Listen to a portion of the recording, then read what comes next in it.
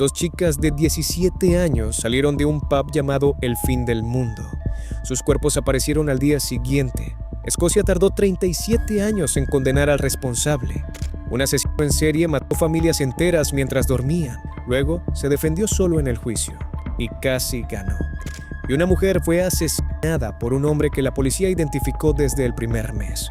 Sus superiores les dijeron que no lo persiguieran. Siguió atacando mujeres durante 17 años más. Este es el lado oscuro de Escocia. El 15 de octubre de 1977, dos chicas de 17 años entraron a un pub en Edimburgo. Se llamaban Christine Eady y Helen Scott. Eran amigas. Esa noche estaban celebrando. Acababan de conseguir sus primeros trabajos. Era la última parada de una noche de recorrida de pubs por el centro histórico de la ciudad. El pub se llamaba The World's End, el fin del mundo. A la mañana siguiente, sus cuerpos fueron encontrados en el campo, a varios kilómetros de distancia, el uno del otro. Habían sido atadas, golpeadas, violadas y estranguladas con su propia ropa. Escocia tardó 37 años en condenar al hombre responsable. Edimburgo en 1977 era una ciudad que todavía se sentía segura. Las chicas salían de noche, iban de pub en pub, aceptaban conversaciones de extraños porque así era la vida social en una ciudad donde todos los sábados el centro se llenaba de gente.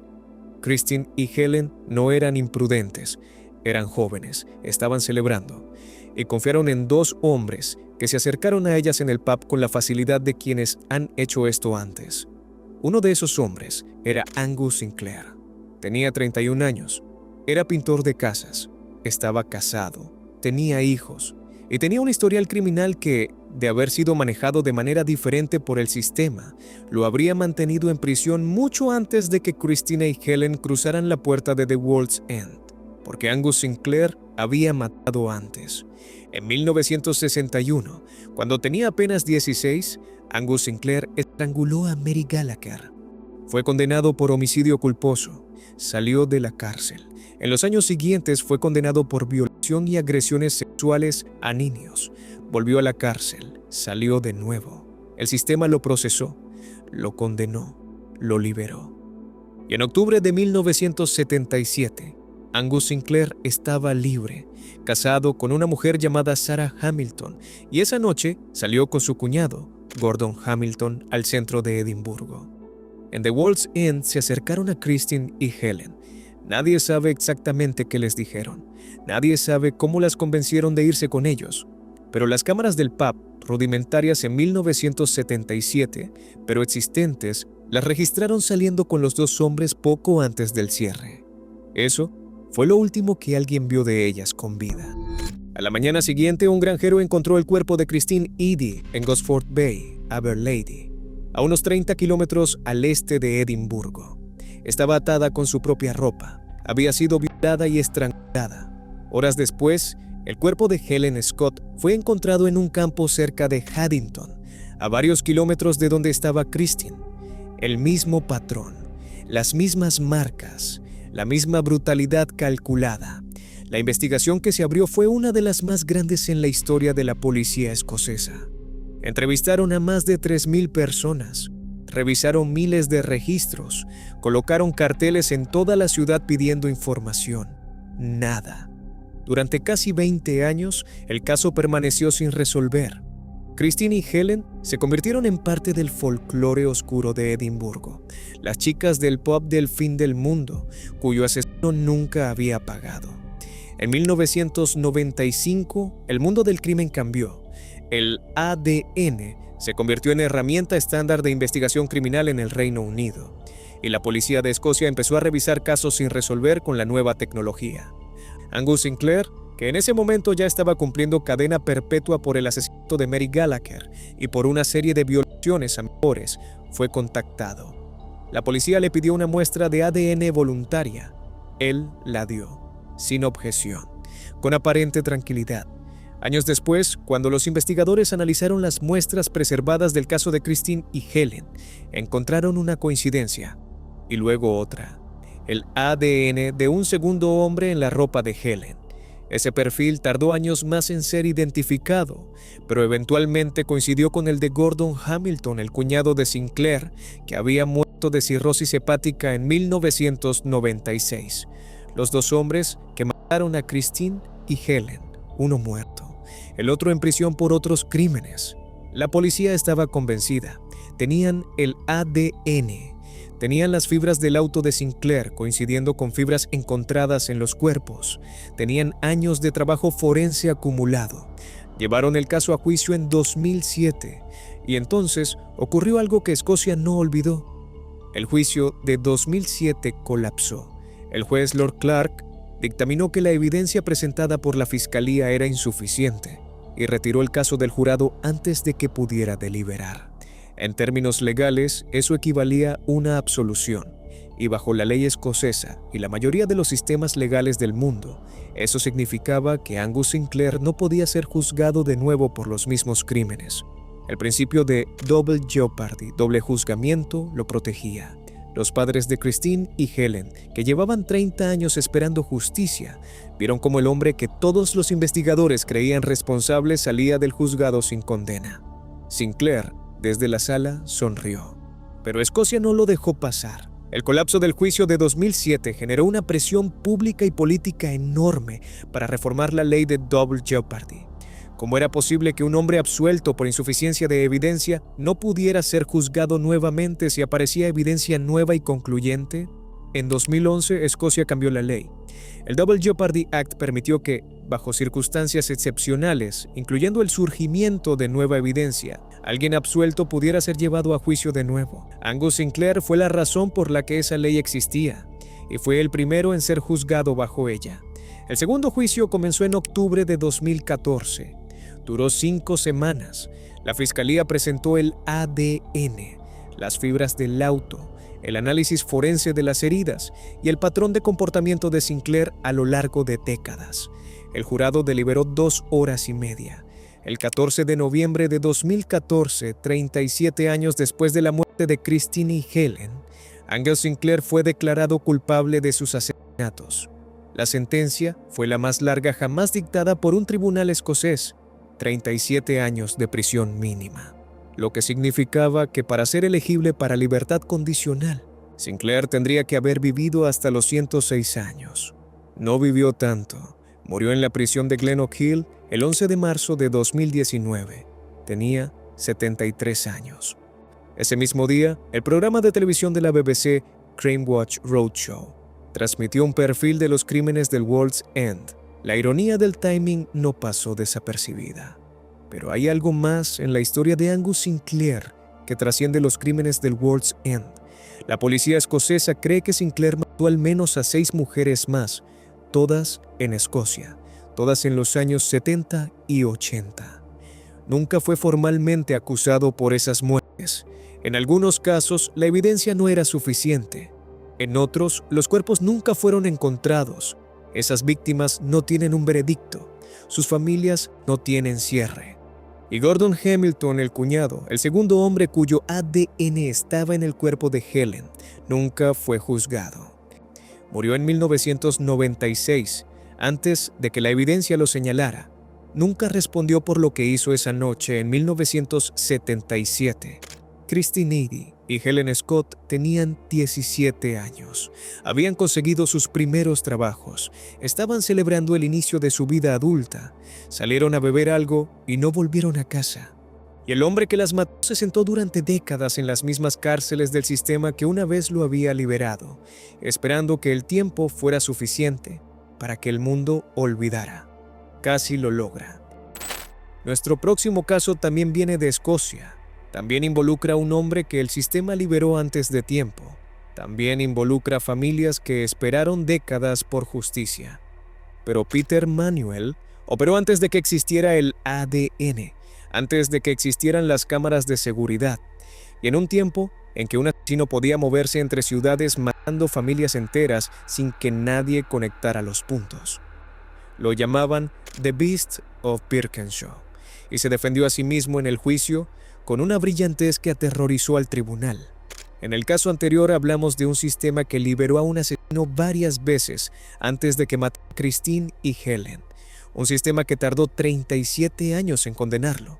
Nuestro próximo caso viene de 20 años antes, de una Escocia sin ADN, sin cámaras de seguridad, sin ninguna de las herramientas forenses que hoy damos por sentadas, y de un hombre que mató familias enteras en sus camas, que comió el desayuno de una familia que acababa de asesinar, que le dio un aventón a un policía y le dijo dónde estaban buscando mal el cuerpo de una víctima, y que en el juicio decidió despedir a sus abogados y defenderse solo. Su nombre era Peter Manuel, y Escocia lo llamó la bestia de Birkenshaw. Peter Thomas Anthony Manuel nació el 13 de marzo de 1927 en Nueva York.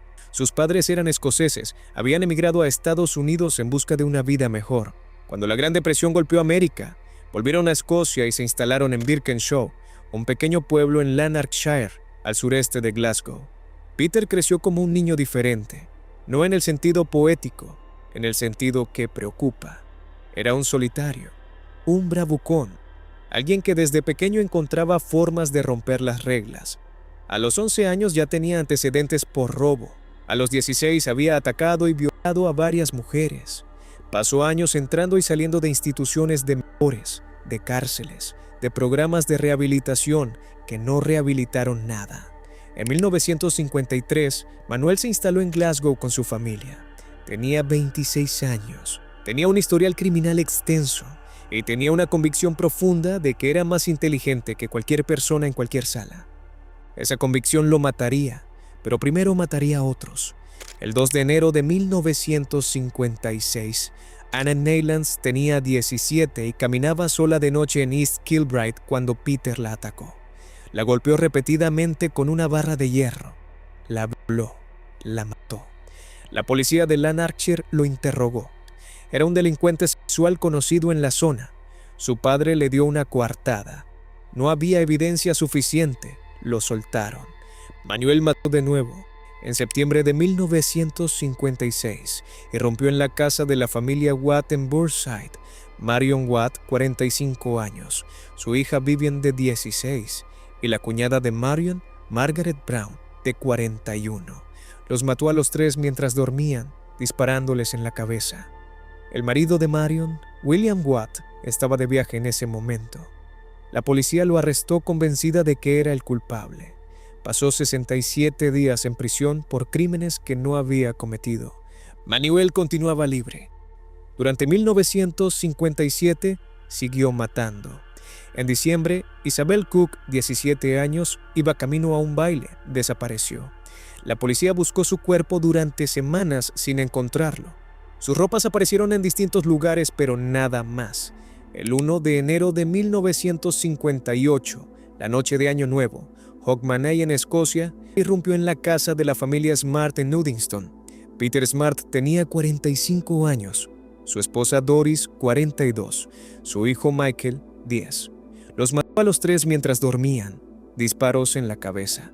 Ninguno tuvo tiempo de reaccionar, ninguno sufrió. Solo dejaron de existir en la noche más festiva del año escocés. Y entonces, Manuel hizo algo que define perfectamente quién era. Se quedó en la casa. Durante casi una semana, Manuel vivió en el hogar de la familia que acababa de masacrar.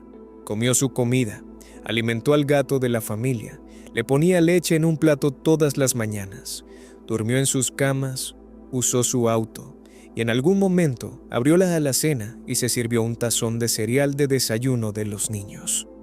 Hay algo en esa imagen, el asesino sentado a la mesa de una familia muerta, comiendo el cereal de un niño de 10 años que yacía muerto arriba, que encapsula la psicología de Manuel mejor que cualquier análisis clínico. Cuando finalmente se fue de la casa de los Smart, Manuel tomó dinero de la billetera del señor Smart, billetes recién emitidos, fácilmente rastreables, y se fue en el auto de la familia.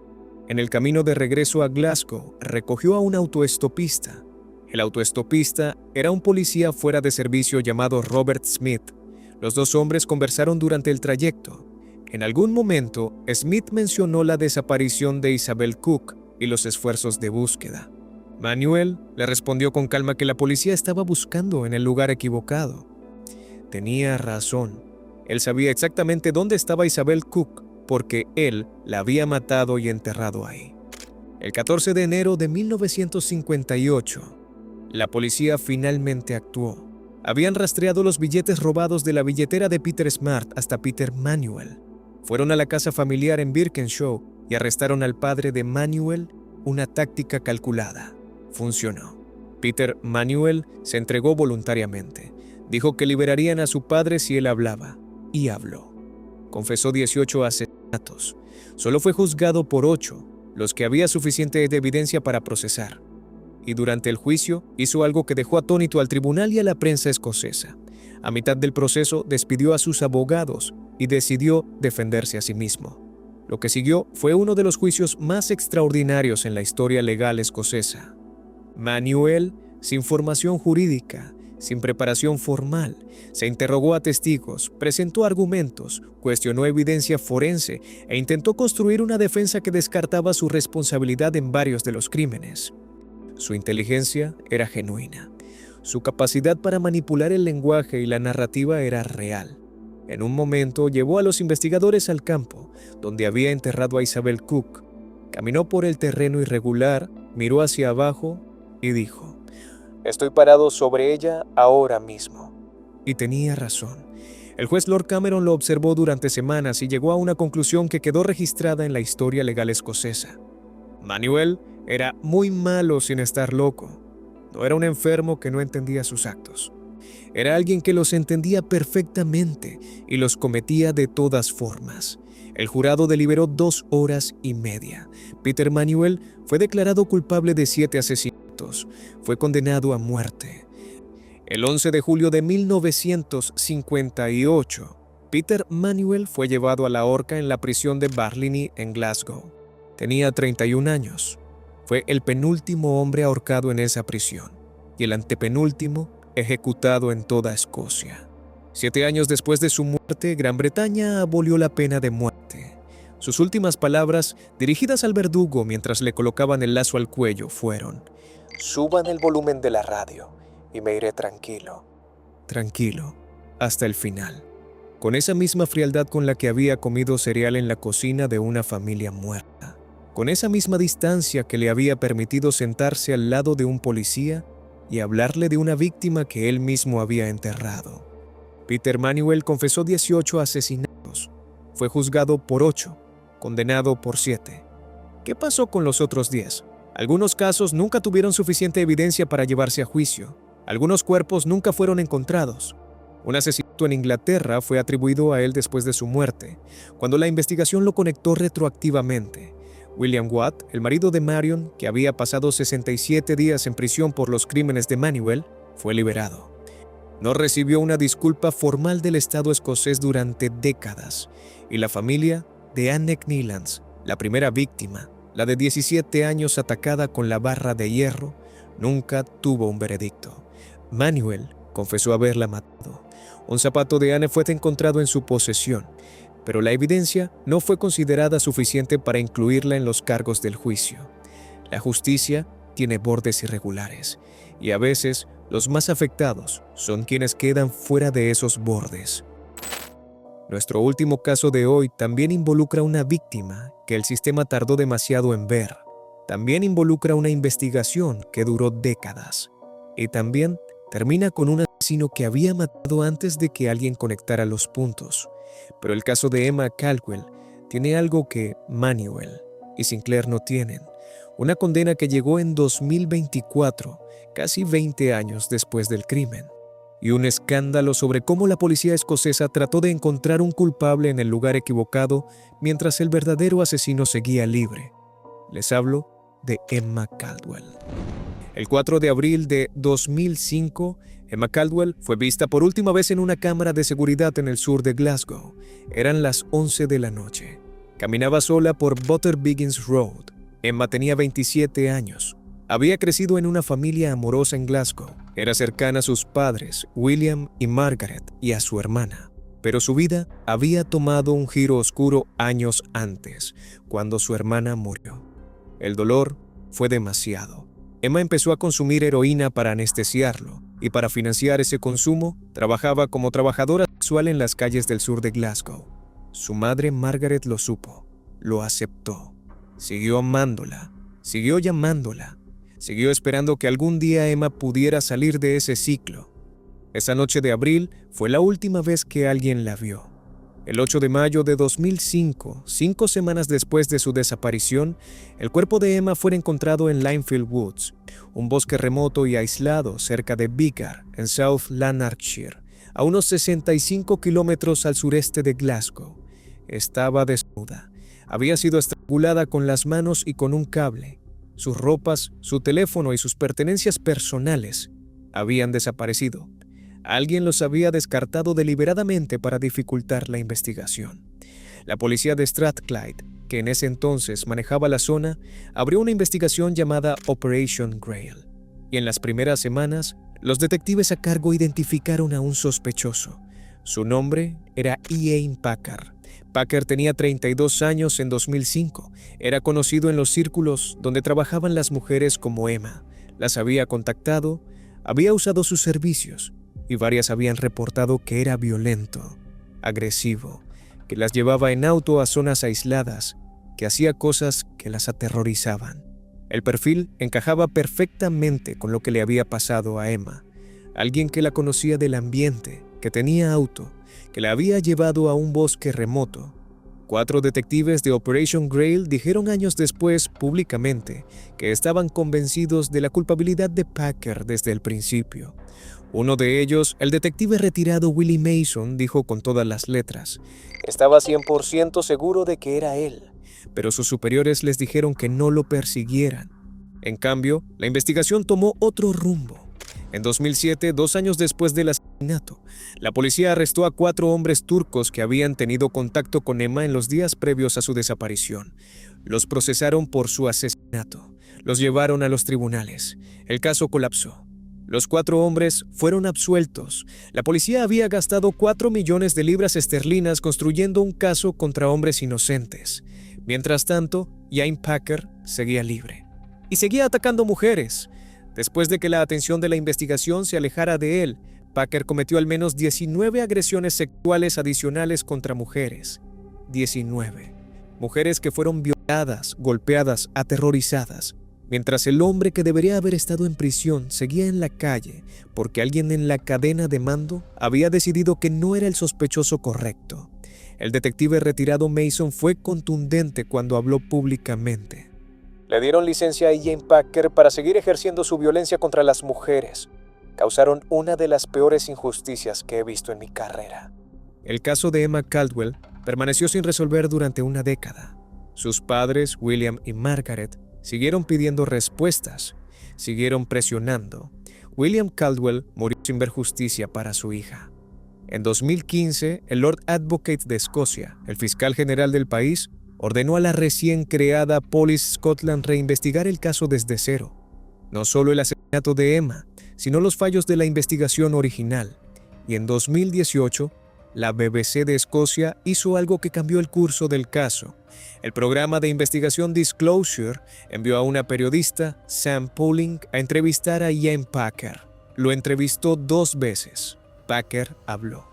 Y lo que dijo y cómo lo dijo fue suficiente para que la reinvestigación se acelerara. En 2022, 17 años después del asesinato de Emma, Ian Packer fue arrestado y acusado formalmente de su asesinato. El juicio comenzó en enero de 2024 en el High Court de Glasgow. Lo que el jurado escuchó durante las semanas siguientes fue devastador. Más de 20 mujeres testificaron sobre lo que Ian Packer les había hecho.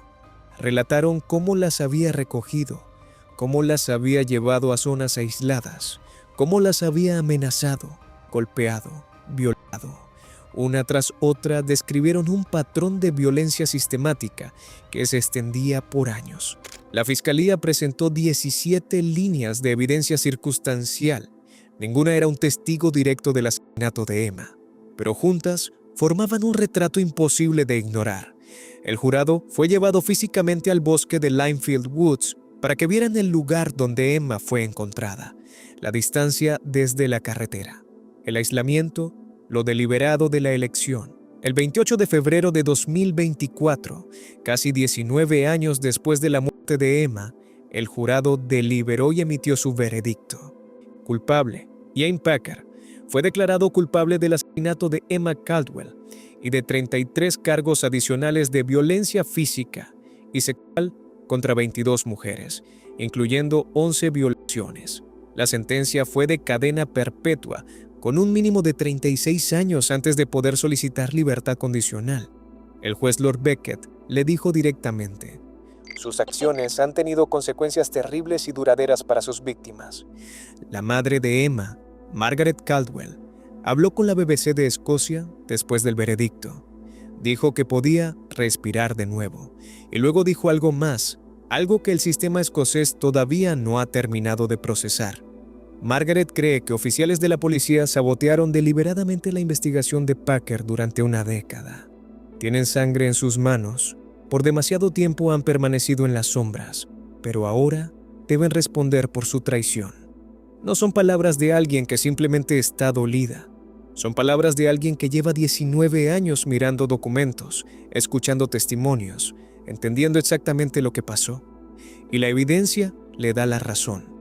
En junio de 2024, el gobierno escocés ordenó una investigación pública judicial presidida por el juez Lord Scott para examinar exactamente cómo y por qué la policía ignoró las señales que apuntaban a Packer desde el principio. Esa investigación sigue en curso. Hay algo en el caso de Emma Caldwell que va más allá del horror del crimen. Es la pregunta de por qué la policía fue en otra dirección. Los 4 detectives que identificaron a Packer desde el principio dicen que sus superiores los bloquearon deliberadamente, que cuando señalaron la evidencia les dijeron que no, que la investigación fue redirigida hacia los hombres turcos por razones que nunca fueron explicadas satisfactoriamente. ¿Fue incompetencia? ¿Fue sesgo? ¿Una preferencia por construir un caso contra hombres extranjeros en lugar de investigar a alguien más cercano al ambiente? ¿Fue algo peor? La investigación pública va a intentar responder esas preguntas, pero lo que ya sabemos es esto. Mientras la policía escocesa gastaba 4 millones de libras procesando a hombres inocentes, Jane Packer seguía atacando mujeres que lo reportaban, mujeres que daban sus declaraciones, mujeres que el sistema ignoró exactamente de la misma manera en que había ignorado a Emma. Emma Caldwell tenía 27 años. Su madre Margaret sigue viva para ver la condena de su asesino. Su padre William no llegó a verla. Jane Packer tendrá 87 años antes de poder solicitar libertad condicional. Y la investigación pública que determinará exactamente qué salió mal y quién es responsable todavía no tiene fecha de conclusión. Eso es Escocia. 3 casos, 3 maneras distintas en que el sistema falló a las víctimas. 2 adolescentes que salieron de un pub llamado El Fin del Mundo y cuyo asesino sonrió en la sala del tribunal durante 37 años antes de ser condenado. Un asesino de familias que convenció a la justicia de que era más inteligente que todos ellos y casi tenía razón.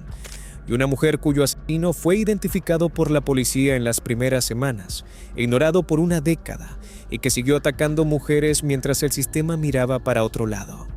¿Qué país debo cubrir en mi próximo video? Te leo en los comentarios. Nos vemos pronto.